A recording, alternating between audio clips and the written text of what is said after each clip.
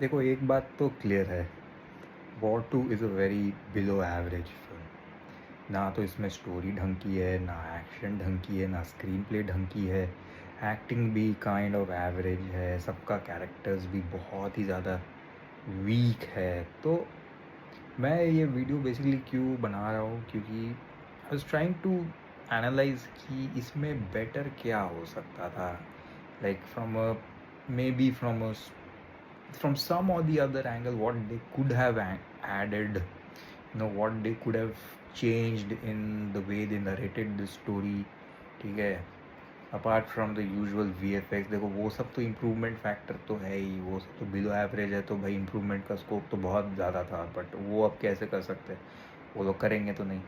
But what they could have done different is what I was going to say. Spoiler alert है, तो अगर आप देख रहे हो ये वीडियो बाय एनी चांस तो be very careful.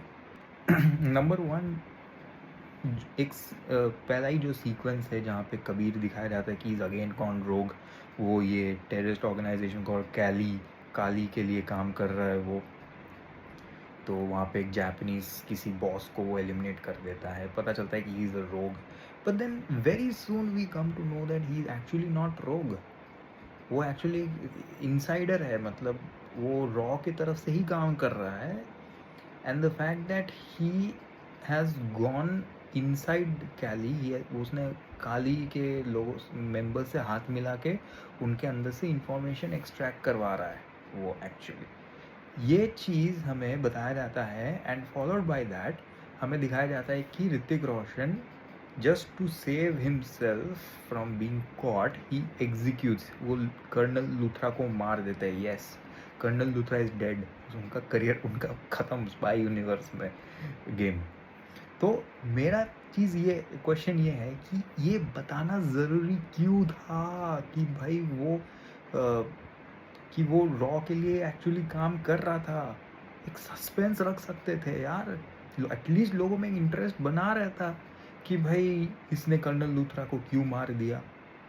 May be he is रोग, इतना ज़्यादा रोग हो गया है कि ये अपने ही लोगों को मार रहा है। बट हमें बता ही दिया गया है कि भाई why he is killing Luthra.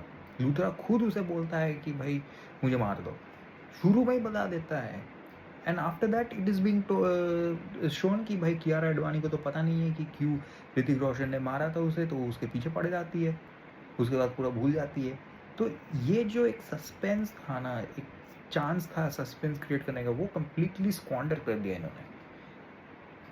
Just they could have shown कि Hrithik Roshan is killing colonel Luthra, we don't know why he killed him, was he so desperate.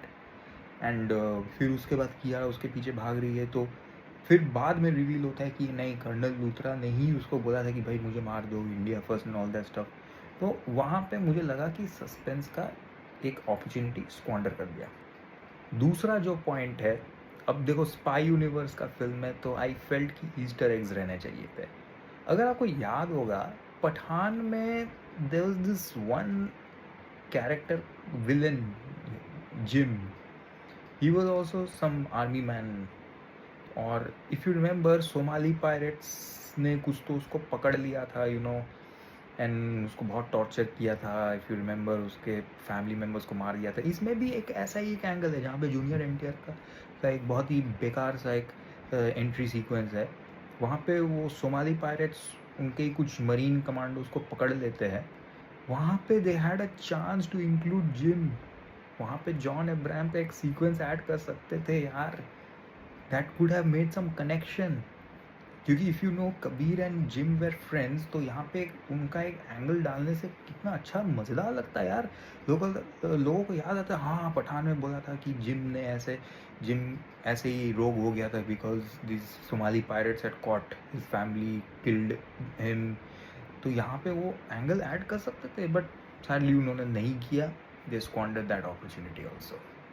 तीसरा जो मुझे एक इम्प्रूवमेंट पॉइंट लगा ऑनेस्टली, उस पर लाइक अगर लो एफर्ट भी दे रहे हो तो भी थोड़ा काम किया जा सकता, वो है कि जब चाइल्डहुड दिखा रहे थे आप, तो मुंबई का जो 1999 वाला सीक्वेंस है, वो देख के आपको लगेगा कि भाई ये आज ही का दिन का सीक्वेंस शूट करके दे दिया है। जो ट्रेन दिखाता है वहाँ पे, ट्रेन्स मूव कर रहे हैं, वो आज के ट्रेंड्स जैसे दिखते हैं, 1999 में वैसे वाले ट्रेंड्स नहीं थे, एलएचबी कोच वाले।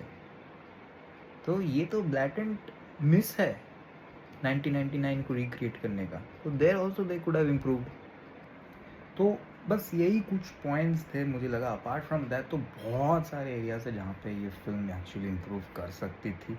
फॉर एग्जांपल कैसे जूनियर एनटीआर एक्चुअली में पैरा कमांडो बने, इसका कोई एक्सप्लेनेशन नहीं है भाई, कोई एक्सप्लेनेशन नहीं है। इनिशियली दिखाया जाता है चाइल्डहुड में कि भाई ऋतिक रोशन को पता नहीं वो जुवेनाइल सेंटर से हायर करके लेके चला गया लूथरा भाई, लेकिन वो जूनियर एनटीआर के कैरेक्टर को छोड़ दिया, लेकिन जूनियर एनटीआर somehow ही manage to get into para commando. कैसे भाई हमें नहीं पता भाई, वो तुम खुद गैस कर लो। ये सब चीज़ें हैं स्कोप फॉर इम्प्रूवमेंट, बट मैं बस एक स्टोरी पॉइंट ऑफ से बताना चाहता था कि क्या ऐड करने से थोड़ा और एक्साइटमेंट बढ़ता। लास्ट में उन्होंने एक पॉइंट पे कुछ तो एक पठान टाइगर का नाम लिया है just for the sake of spy universe, वो एकदम फोर्सफुली घुसाया गया है, तो वो भी मुझे अच्छा नहीं लगा। तो overall this is what is my opinion. Apart from that तो भाई इस फिल्म को अगर ठीक करना है तो भाई वापस से लोग मेकर्स को ड्राइंग बोर्ड पे जाना पड़ेगा।